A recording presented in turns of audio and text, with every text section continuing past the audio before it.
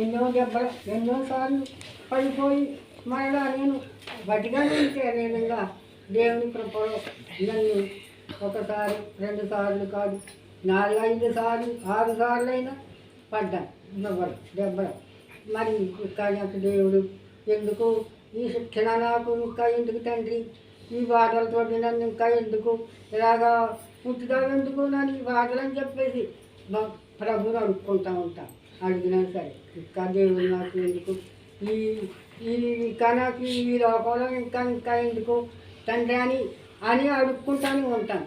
మరి దేవుడు ఇంకా నాకు ఇంకా ఎందుకు ఇంకా నన్ను ఇంకా ఈ లోకంలో ఉండాలని ఇంకా ఈ బిడ్డలతోటి నా బిడ్డలు సురక్షితంగా ఉన్నారని ఆ బిడ్డలు ముగ్గురు దూరదేశాన్ని మరి ఉండి ఎంతో కష్టాలు పడి మరి ఉద్యోగాలకు వెళ్ళిపోయి దూరాలు వెళ్ళిపోయి మరి నాకు కబుర్లు తెలియక ఎంతో బాధపడుతూ ఉండేవాడు. అలాంటివి దేవుడు ఆ బిడ్డని దగ్గరలోకి తెచ్చాడు. మరి నా కూతుర్ని కూడా ఎంతో దూరంగా ఇచ్చేసాను తండ్రి అని ఎంతో బాధపడి ఏడ్చిదని. అటువంటి బిడ్డల గురించి కూడా నేను ప్రార్థన చేసుకుని ఇంత దూరం ఇచ్చేసాను పెట్టి ఎలాగ అనేటటువంటి విధానం అయిపోయి ఏడ్చిదని. నాకులో వెళ్ళి నీళ్ళ పూట వేసుకుంటూ అడుగడుక్కి జ్ఞాపకం వచ్చేసి నాకు ఎంతో దుఃఖం వచ్చేస్తూ ఉంది. అలాంటప్పుడు కూడా నేను ఈ జీవితాన్ని ఇంకా దేవుడు నాకు ఇంకా ఇలాగా నిలబెట్టి నా బిడ్డలందరూ ముగ్గురు దగ్గరలోకి ఉన్నారు. బిడ్డలు దగ్గరలోకి వచ్చారని నేను ఎంతో సంతోషపడి నేను దూరం దేశాల నుంచి వచ్చేసి దగ్గరలో ఉన్నారు. నా కష్టానికి నిస్తారానికి బిడ్డలు అవుతారు కదా తండ్రిని ప్రార్థన చేసుకుంటూ ఉంటున్నాను. దేవుడు ఇంకా మరి నాకు ఈ కష్టాల్లో తప్పించి ఇంకా నన్ను ఈ దేవుడు నన్ను ఇంకా ఇలాగా ఇంకా ఎందుకు నన్ను ఇలాగా నిలబెట్టాడు. ఇంకా ఎందుకు దేవాన్ని అడుక్కుంటూ ఉంటాను. ఇంకోసారి వారు వచ్చేసి వారు వచ్చేస్తూ ఉంటుంటాడు.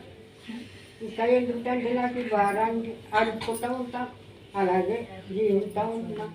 ఇక్కడ లోకంలో దేవుడు ఇంకా ఎందుకో మరి నన్ను ఎలాగా నిలబెట్టి నా బిడ్డలు సురక్షితంగా ఉన్నారు.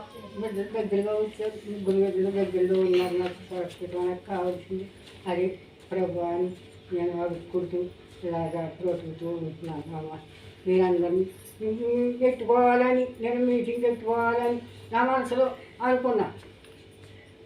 అందుకే నేను ఈ మీటింగ్ పెట్టుకున్నాను. కారణం అది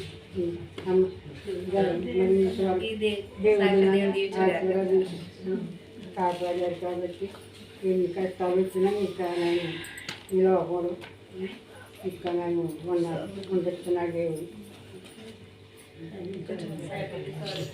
ఇంతవరకు దేవుడు